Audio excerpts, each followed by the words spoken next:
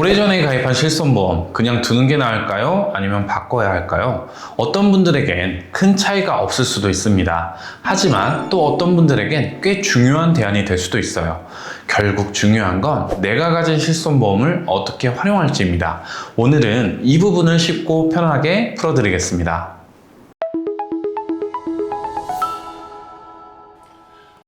안녕하세요. 보험으로 보답하는 보답하니입니다.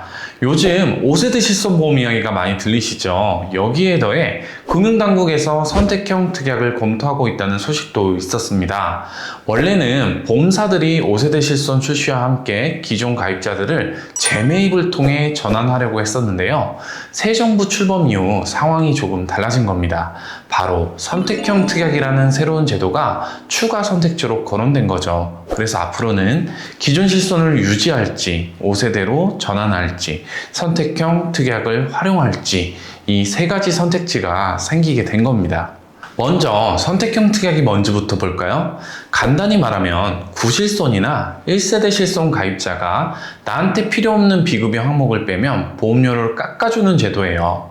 빠질 가능성이 큰 항목들은 도수치료나 비급여 주사, 비급여 MRI 등이 있습니다. 이걸 제외하면 보험료가 20에서 30% 정도 줄어들 수 있다는 분석도 있습니다. 그럼 왜 이런 제도가 필요한 걸까요? 정부와 보험사의 고민은 크게 두 가지입니다. 첫째는 비급여 과잉 진료 문제입니다. 실손보험 덕분에 꼭 필요하지 않은데도 도수치료나 고가의 주사치료를 과잉으로 받는 경우가 늘어난 거죠. 둘째는 보험료 인상 압박입니다.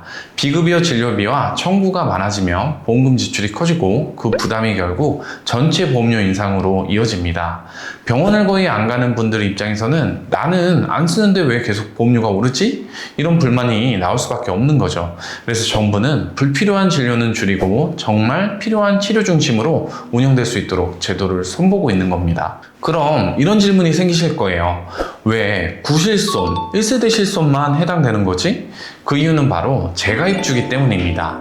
2013년 3월 이전에 가입한 구실손은 재가입 주기가 없습니다. 보험료는 계속 오르지만 보장은 그대로 유지되죠. 반면 2013년 4월 이후 2세대부터는 15년마다 자동으로 최신 실손으로 바뀌는 구조예요.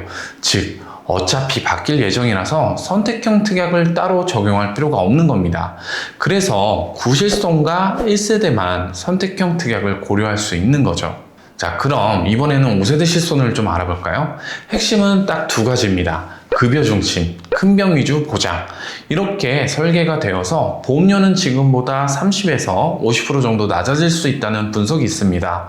구체적으로 보면 2번은 본인 부담 20%를 유지, 외래는 건강보험 본인 부담률과 연동돼 최소 20%를 부담, 외래 공제액도 적용됩니다.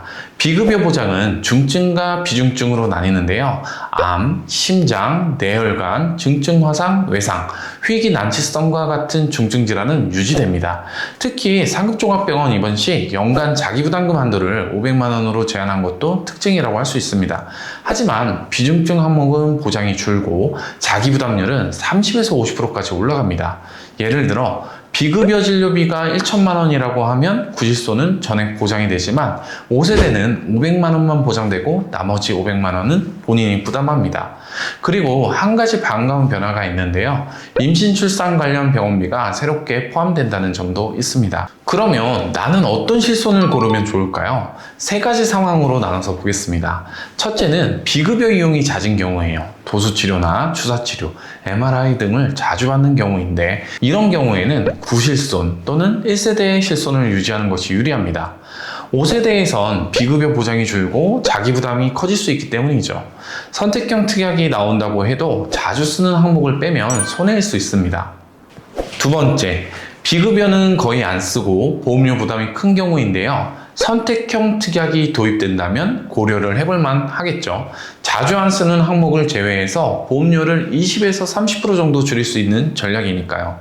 세 번째, 병원 이용이 적고 큰 병 대비 위주로 실손을 유지하고 싶은 경우 5세대 실손 전환을 고려해 볼 수 있겠습니다.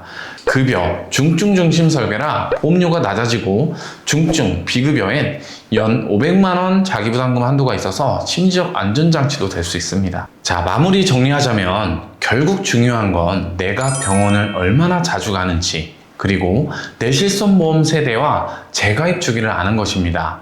선택지가 하나 더 생겼다는 건 그만큼 내 상황에 맞게 유연하게 판단할 수 있다는 뜻이겠죠?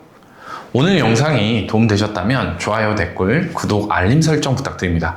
궁금한 점은 댓글이나 카톡으로 남겨주시면 편하게 답변 드리겠습니다. 보험으로 보답하는 보답하니가 언제나 알기 쉽게 편안한 설명으로 찾아뵙겠습니다.